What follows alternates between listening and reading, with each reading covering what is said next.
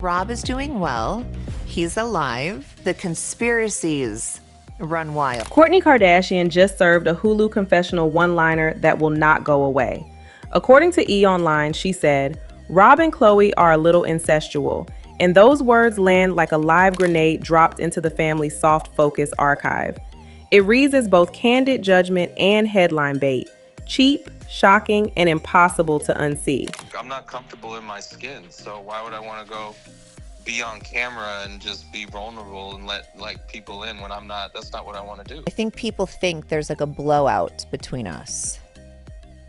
There's definitely nothing wrong between any of us. It just has everything to do with myself. Let's start with the line itself. The phrase lands like a scalpel, deliberately blunt and absurdly clickable. It's the sort of throwaway that functions as both a personal observation and a content trigger. Short, spicy, and designed to split the room. Context matters because Rob's return to the cameras is a delicate beat. After years out of the spotlight, Rob's rare appearance on The Kardashians becomes the episode's emotional fulcrum, and Kourtney hands producers a line that reframes the tenderness surrounding him into something that reads weird on replay. People has documented Rob's reemergence and the family's historically protective posture toward him. Kourtney's throwaway, therefore, complicates that protectiveness by recasting closeness as something to be laughed at and dissected. Immediate reaction moved at internet speed. Clips of the confessional made the rounds on X and TikTok, with viewers alternately wincing and wheezing, incredulous that Kourtney would drop such a loaded adjective about her sister's bond with their brother. Yahoo ran a recap of the moment and how it landed in conversation. The word recycled fast through meme logic because it's the kind of fragment that short-form attention economies adore. This is reality TV craft in action. The editors built an arc where Rob's vulnerability is visible in B-roll, then Kourtney's confessional slices in like a seasoning. The technique is textbook. Close-ups, reaction shots, the confessional throwaway, and then social media oxygen. The result turns private nuance into a public punchline. If you watch the family's history, Kourtney's brand evolution is a plot point. She's gone from the quieter, serious sister to a strategic engine behind the family narrative. She's also one of the family's executive producers in practice, with a refined sense of what plays. Dropping this line is both personal and performative. She's playing the sibling card while steering the storyline. Khloé predictably looks enraged in subsequent footage and confessionals, and the episode's editing makes her fury another content beat. Page 6 compiled some of her return fire moments this season and framed the back and forth as an escalating war of words among the sisters. Whether or not you read that as authentic anger or a show-ready reaction, it's effective TV. It creates a story beyond Rob's cameo and assigns villains and victims. Rob is the fragile center here. He's long been the reticent Kardashian, and his presence creates a moral risk for his siblings. Kourtney's remark, whether intended jokingly or delivered with real edge, forces viewers to re-evaluate tender moments that would otherwise be soft, protective scenes. That recalibration can be cruel to the subject at the center of the episode, and viewers notice. Kris Jenner's role is the invisible hand. There's no verified on-camera Kris confronts Kourtney moment in top-tier reporting.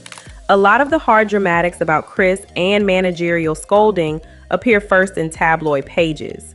Still, it's useful to remember Kris built the family's public strategy, and someone in that role will now weigh how to stitch the narrative back into something salvageable for streaming promos and brand partners. In public production logic, this is the sort of moment Kris either quiets privately or amplifies externally, depending on which option protects the brand and the checkbook. Let's be blunt about the motive. This zinger works at two levels. It's an interpersonal snark, and it's a content generator. The Kardashians monetize vulnerability. That's not a revelation, it's the family's model. Kourtney's phrasing turns a private description into a public beating stick that will be repurposed for promos, reaction videos, and talk show gifts. The family sells attention. Attention sells product. Fans were split, which is the best possible short-term outcome for the show. One camp argued the comment was a cruel, needlessly vulgar way to depict family affection. Another shrugged, calling it hyperbole and part of the family's performative language. The polarization guarantees prolonged chatter, and churn is streaming currency. Digging deeper, Kourtney's delivery matters. She says it in a way that feels deliberate, small voice, big burn, and that tonal choice suggests she's comfortable operating in the gray zone between candidness and provocation. That's dangerous when you're talking about a member of the family trying to live privately after years of televised trauma. The confessional's power is precisely this. It makes offhand judgments feel like revelations. Khloé's history with Rob includes protectiveness and public flares. People has previously documented the duo's closeness and how Khloé has defended him in the past.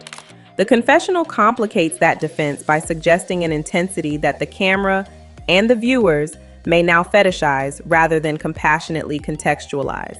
There's a difference between devotion and performative proximity, and the line blurs in a season that privileges hot takes. If you look at how the episode is structured, Kourtney's line functions as a pivot. It reframes the narrative from "look at Rob's return" to "look at the siblings' weirdness." That pivot benefits nothing but the storyline's marketability. The family's cameras have permission to hold a mirror to one sibling while making a show out of another's vulnerability.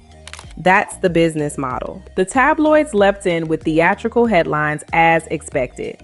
Page Six and Perez Hilton recycled the line into their own spicy renderings, and the coverage amplified the sensation by suggesting broader family ruptures.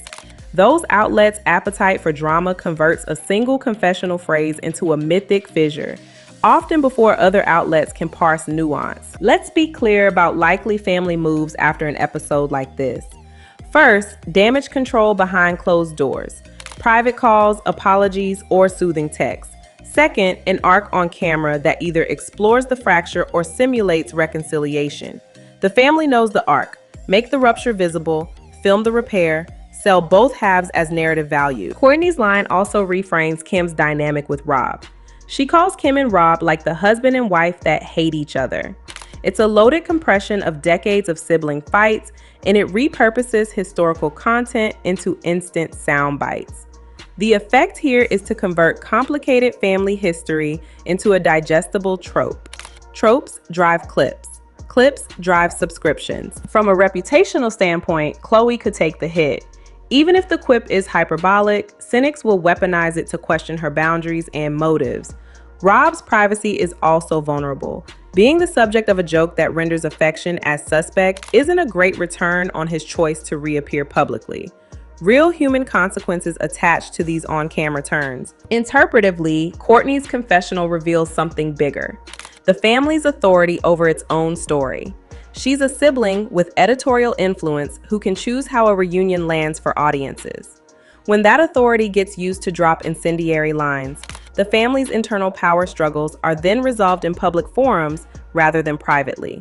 That's a systemic shift from private family governance to public spectacle governance. The mid-episode payoff here is corporate as much as emotional. Hulu gets a clip for promos, the sisters get engagement, and the family's producers get discussion. Everyone gains except perhaps the person at the center of the awkwardness, Rob, who re-entered the machine and may now find his return complicated by the optics of this line. So what will happen next? Expect Khloé to push back in her confessionals or through curated social posts. She's shown willingness to fight for narrative control this season. Expect Kris to manage the narrative privately while the show's PR team teases the line publicly to secure episode views. Expect a cycle: line, reaction, counterline, strategic, quiet. That choreography is the family's playbook. Now for a sharp thesis. Kourtney's quip is less about literal accusation and more about reframing the family's emotional economy. It weaponizes intimacy as a form of content leverage. By making affection look odd, she invites the audience to consume the family as pathology rather than protection. That framing is lucrative and cynical, and it says a lot about how relational capital has become convertible into cultural capital. Let's name the cultural cost. Longtime viewers who care about Rob's well-being might view the line as a betrayal, a moment where a sister trades private compassion for a public headline. Casual viewers will snicker, clip, and move on.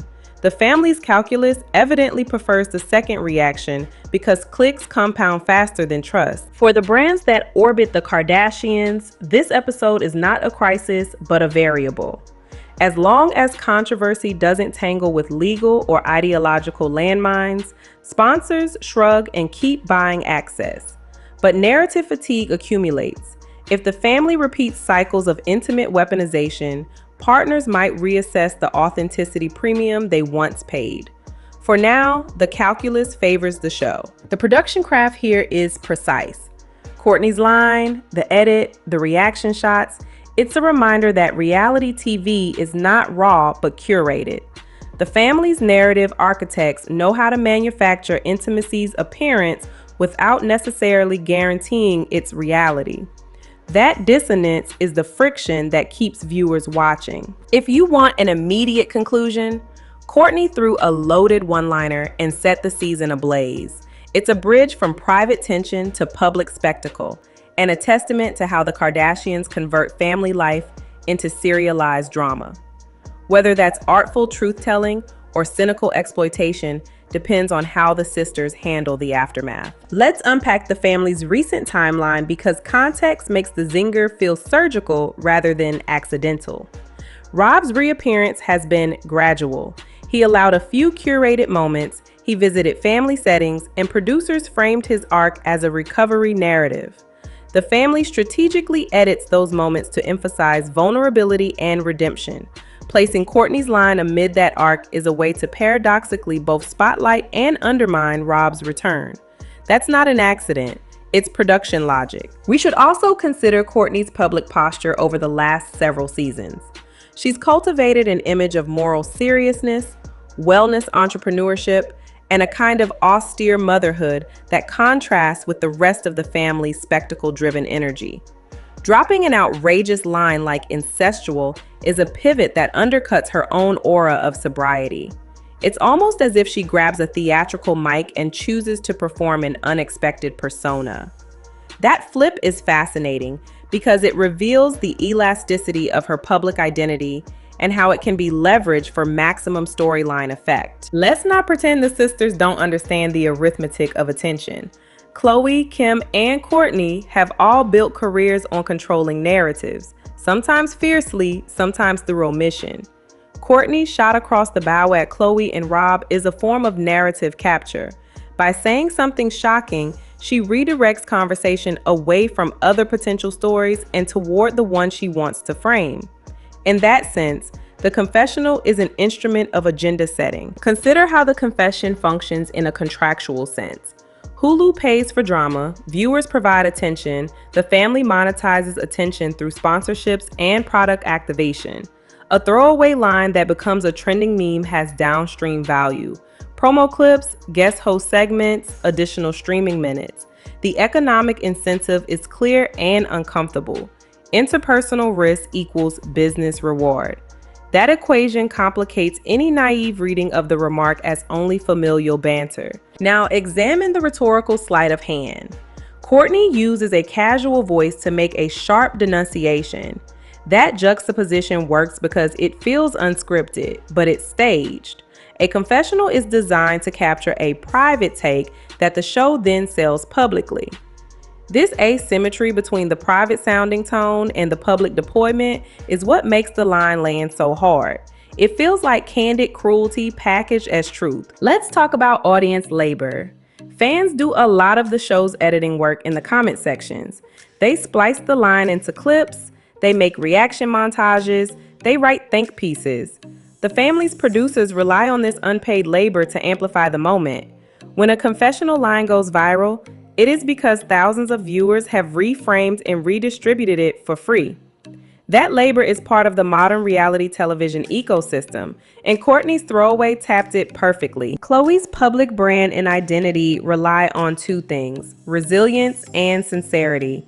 She's cultivated an image as the soft-hearted, hard-fighting sister who will stand up for family and friends. The quip, whether delivered in jest or in real frustration, threatens to recast that identity in more sinister tones for casual viewers who only see clips.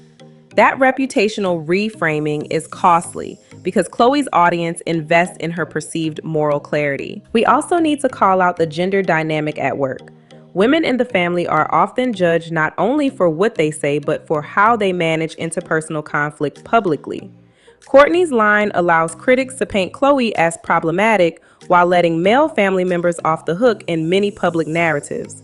That double standard shows up in commentary threads and sells headlines that disproportionately shame women in the family. Let's examine the tonal alternatives Kourtney could have chosen. She could have framed the closeness as protective. She could have defended Rob's privacy. Or she could have used the confessional to call for gentle support. Instead, she chose ridicule. That choice reveals something explicit about her role. She is willing to weaponize familial intimacy for narrative advantage. That's a harsh judgment, but it's grounded in evidence of how that line functions within a serialized episode. Now let's think about the longer arc. If this season repeats similar tactics, sharp lines, public feuds, and manufactured ruptures, viewers will experience fatigue. Streaming metrics show that novelty drives short-term spikes while long-term retention requires deeper emotional investment. If the family keeps monetizing interpersonal harm for short attention wins, they risk eroding the deeper viewer loyalty that sustained their initial success. That's the strategic risk of always choosing shock over a sincere story. Consider the secondary players, producers, editors, and network execs. Everyone benefits from a moment that trends. Hulu's promotional engine will snack on the clip, package it for ads, and license it for media grabs. The family's internal calculus includes these external players. When you see a line like Kourtney's, remember there are multiple human actors beyond the siblings who profit from the drama. How will fans remember this? Memory in the attention economy is compressed. A provocative descriptor like incestual will linger as a clip long after context fades. That's the cruelty of viral culture. Context decays faster than a meme. For a family whose history is already a public ledger, losing contextual nuance is a real cost. Moments become definitions rather than episodes. Some critics have accused Kourtney of hypocrisy, pointing to previous seasons where she demanded privacy while simultaneously engaging in performative intimacy. That critique is substantive. If a person publicly claims a boundary in one season and then undermines it with headline-grabbing confessions in the next, audiences can accuse them of inconsistent ethics. Whether that accusation sticks depends on how Kourtney follows up. We should also consider the impact on Rob's rehabilitation narrative. Producers may have framed his return as a soft reboot, showing his growth, his routines, his connections. Kourtney's line complicates the soft reboot by inviting viewers to read Rob's affections as unhealthy or performative. That can re-traumatize subjects who return to public scrutiny seeking normalcy, and producers who facilitate such returns bear responsibility for potential harm. An important counterpoint: confessionals are messy, and people say edgy things in private. Some viewers argue that Kourtney's line is a bad joke and not a serious assertion. That defense matters because tone and inflection can indicate whether the remark is mean-spirited or facetious. The problem is the show repackages that private tone into public entertainment, so a joke becomes a social verdict. The family should know this tension is inevitable when they press record. Let's be candid about the ethical trade-offs of reality programming. Creating content with family dynamics requires balancing storytelling with care for participants. When lines that shame or pathologize loved ones become promotional assets, we cross a line from storytelling into exploitation. Kourtney's choice to deliver that line, however she intended it, participates in that economy. That is a moral observation rooted in how reality programming functions commercially. Finally, there's the audience's role in rewarding or punishing this behavior. If viewers consume the drama without consequences, the family receives a market signal that this style of content is profitable. If consumers choose to stop watching or if brand partners voice concern, incentives change. Ultimately, the family's content choices will be governed by that marketplace feedback loop. Bottom line, a single sharp line has reshaped the season and recast family moments as headline fodder. Call it brave, cruel, or shrewd, it proves once again in the Kardashian universe Family and branding are inseparable. So, did Kourtney go too far or finally speak an uncomfortable truth? Subscribe, like, and tell me who you side with below now. Thanks.